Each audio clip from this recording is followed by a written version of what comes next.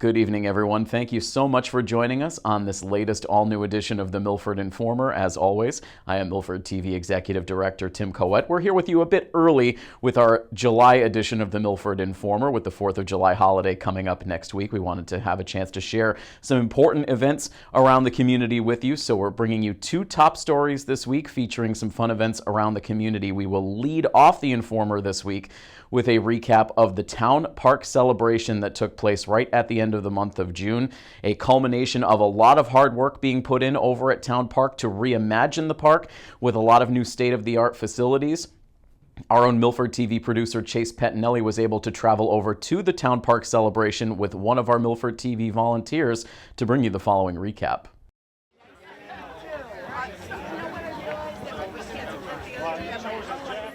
Today, we are also excited to be here in Milford Town Park for the Town Park celebration.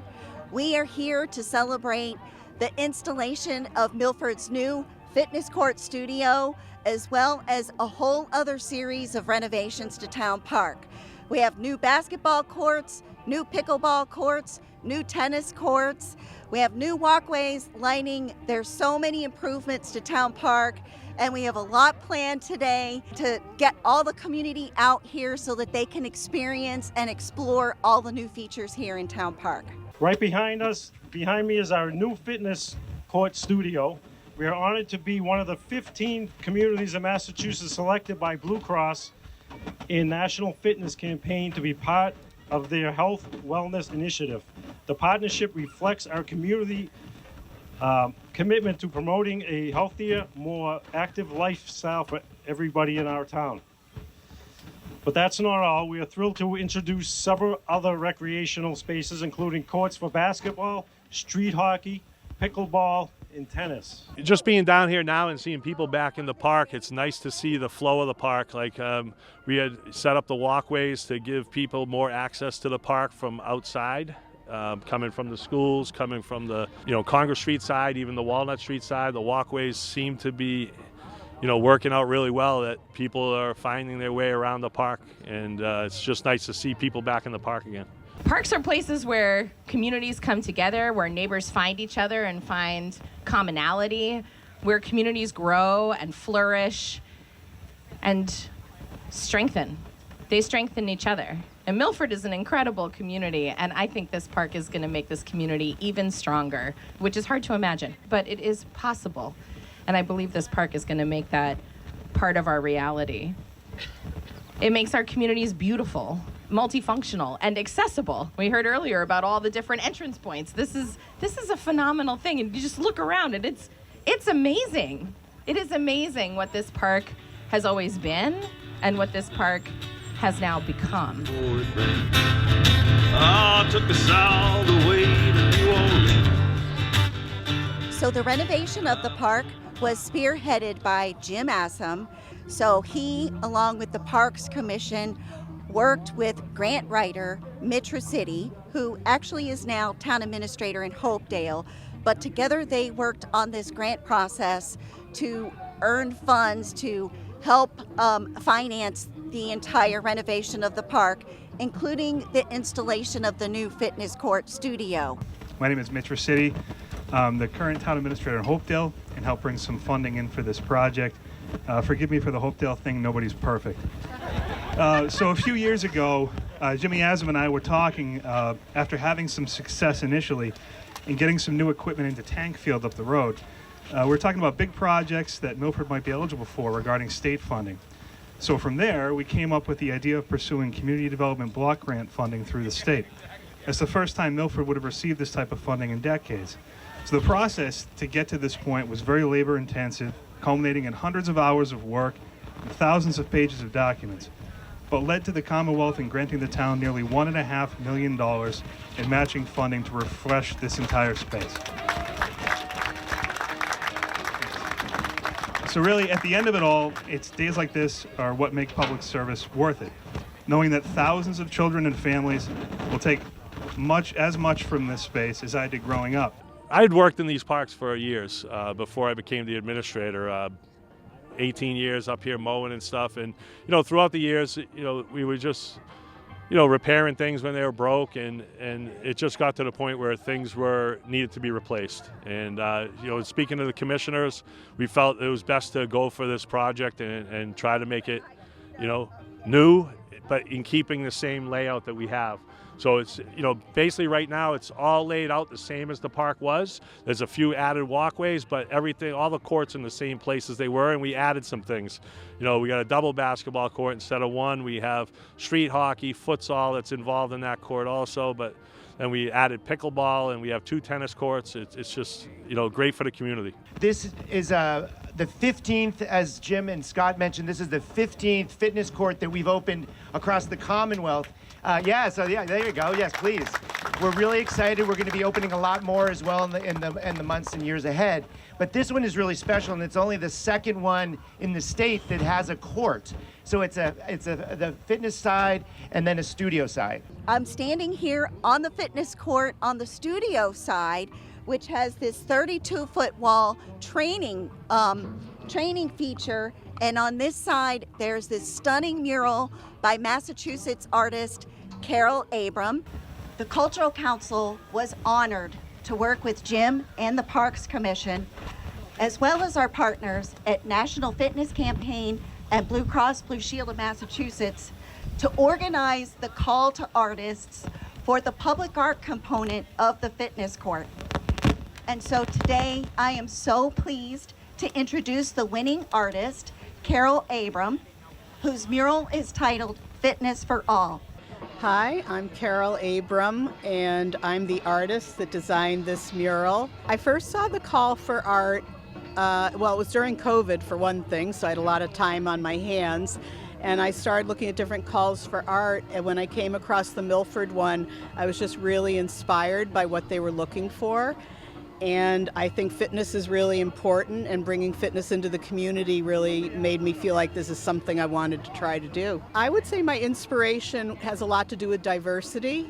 I think that diversity is so important. I was impressed by Milford's incredible array of people from different countries, and you'll see on the mural some little nods to that. I also just loved learning about the history of the town, the pink granite and Boots. I can't remember how to say his last name, but the sax player. And the more I learned about Milford, the more I could bring into it, including like the mascot for the school. I also wanted to be sure to be inclusive, so I included differently abled people because they also can work out here. And I was just so inspired by the idea of being able to work out and be outdoors. I mean, what could be better? There is something for everybody here in the renovated town park. There are open spaces, there are new picnic tables and benches. We have all the new courts, the basketball, which actually converts to street hockey as well, the pickleball and tennis. And then we have this beautiful fitness court studio. There's equipment on the other side of the training wall that's geared for everybody 14 and over. And what's really cool about it is that it's an accessible court geared for people of all abilities. So you don't have to be, an advanced athlete to use the fitness court. And this side that we're standing on now, the studio side, this whole open mat is designed to be used for yoga classes, Tai Chi. People can come out here and do their stretching exercises. There's the newly renovated town park has something to offer for everybody. It's a town jewel. It really is. We're right in the heart of Milford. Main Street is right down there. The library is right down there. We're right by a couple of schools. It's just a perfect location, and I can't wait for everybody to come out here and explore all the renovations and improvements to town park. All right, and here we go. Go ahead. You got the photos? Yeah. All right.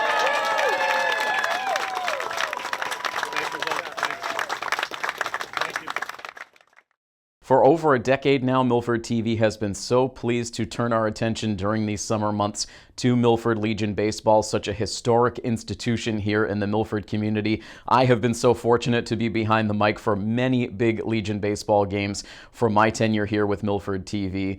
And so we took an opportunity with the 2025 Milford Legion Baseball season kicking off within the last couple of weeks to head over to Fino Field to catch up with Legion Baseball head coach Steve DiVitto, as well as Legion President Cindy Stulac, to really get a feel for this new season of Legion Baseball. There have been some changes over at Fino Field to further enhance the experience for the players and the fans as well. So we took an opportunity to bring our cameras over to Fino to highlight this exciting 2025 Legion Baseball season.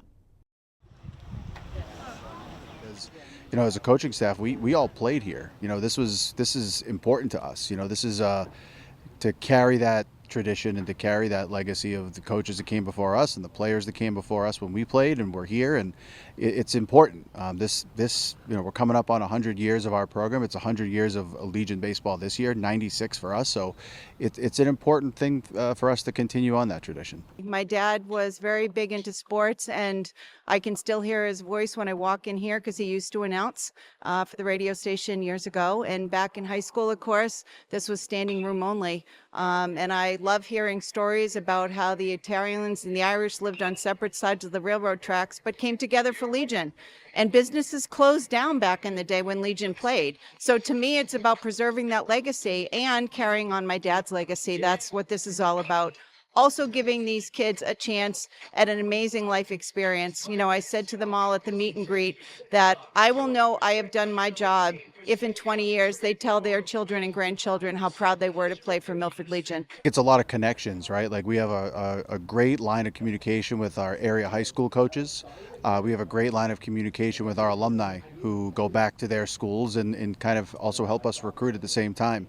Our current players who are here who recruit and try to get the best players down here as well, right? Like it's not just the coaching staff, it's kind of a combination, right? And I think we're also lucky with what our program has had and the success that it has had, not just in my time here, like long before me, that was established. And that in itself really kind of helps to carry a little bit, but we got to put in the dirty work to try to get to some of these coaches and these players and sell them, because that's basically what you do now in coaching. You look at the college level, it's all about sell, and we let our program speak for itself, but we want to do what's right by the kids more than anything else. I've got to get people down here, and so we want to make it a robust experience as if they're going to a professional ball game. So tonight you'll hear opening remarks about the history, because American Legion Baseball is celebrating 100 years this summer, and Milford will celebrate 100 years in 2029. We need that. We do theme nights, which we've done for years now. Sweet Inspiration, Special Olympics. It gets them down here, but it gets them involved, and we want people to follow Legion. We want these kids to have an amazing experience. So we'll do raffles. We have a youth baseball night next week for anybody, any kid that plays ball that has a cap or uniform gets in for free. And 99 is donated waters and popcorn for the event, and Pepperoncinis is donating the pizza that we'll sell in the concession stand so we can make some money out of it. We want it to be a community event. So those are some of the things that we're working on. What's different is the fence behind me. So that's number one, right? We're excited about it because there's a ballpark here now, right? Like it's in the actual dimensions of a ballpark. I guess the one thing is, an old school person from Milford, I guess it loses a little of the mystique, right, because of the dimensions, but we're excited about that. I think this is a great story that we need to tell. There's been a lot of people involved in helping make that happen. And it was finished, and the banners are up today, and we're ready to rock and roll for our whole home game. So there's been a lot of work put into it, and that's been something that's been talked about and worked on for several years. Fortunately, the town was able to get a grant for a portion of it, but Legion and Milford High School, youth baseball, we all banded together to see how we could make it work and contribute to it, because it's not a cheap proposition. But it looks amazing, and I think it'll be an extra special scene for everybody tonight at our opening game. We're spoiled. I'll be the first to admit that. We have a board of directors who raise all of our funds, board of directors who are strictly volunteer. They don't get paid a dime to be down here. They do it because A, they love the program. B, they're doing it for the kids. It's probably A1 and A2, to be honest with you. But just, it's the same thing that all of us do it for. We're not here to do it for money. We're doing it because, like I said, like it's for the kids. But it's continuing on that tradition of, being assistant coach and now head coach. Like I said, I know I don't, and I know my coaches don't, and we want to instill in the kids, like, you don't take this for granted for 1 second, because it's a special thing, it's a special place, it's a special program. We need more help on the board. It's such a rewarding experience to be involved in this, and there's so many people that are passionate. We are trying to strengthen our alumni group.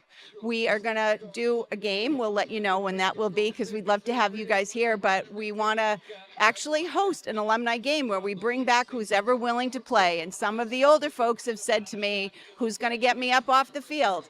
And the way I look at it is it's just fun, and it's a fundraiser. But more importantly, we're bringing the community together. Everyone that I've talked to has said, I'd love to come to something like that. So, that's a big ticket item for me, is we've got to figure out how to strengthen this and preserve this amazing legacy. We need more people in the community involved, volunteers at games or on the board or helping us with fundraising, whatever it is. Just give us a call. I'd love to have people's help. What stays the same is the buy-in of the players. What stays the same is the drive and desire to put this program in a position to win a 12th state championship, and that's what we go for around here. Is not a league title. We strive to win state championships, and we strive to help our guys succeed, not just here but at the next level. We want to give them the skills necessary to try to be the best they can when they leave here, and hopefully have some great memories along the way and come back. How do we get people to the field?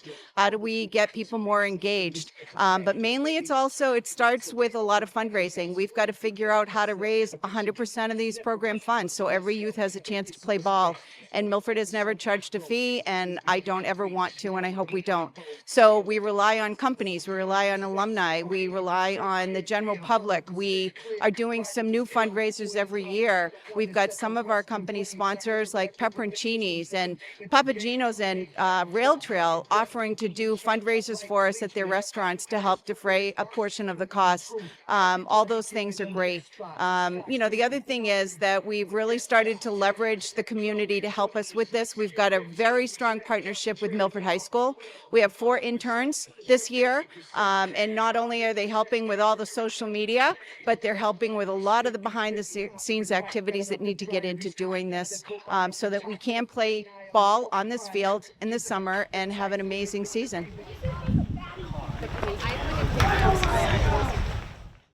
And once again, thank you to Chase Pettinelli for producing that Legion Baseball piece for us.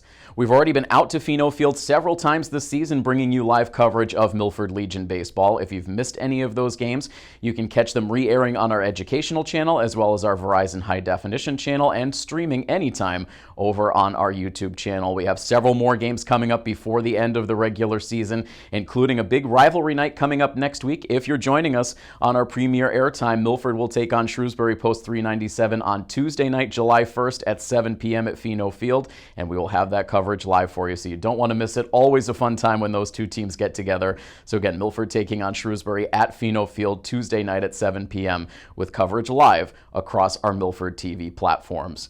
We are also just a few short weeks away from the opening of the Claflin Hill Family Night at the Bandstand series. We will have many of those concerts covered for you over the course of July and August, so you can check back on our channels and on our YouTube channel for coverage of those Family Night at the Bandstand concerts.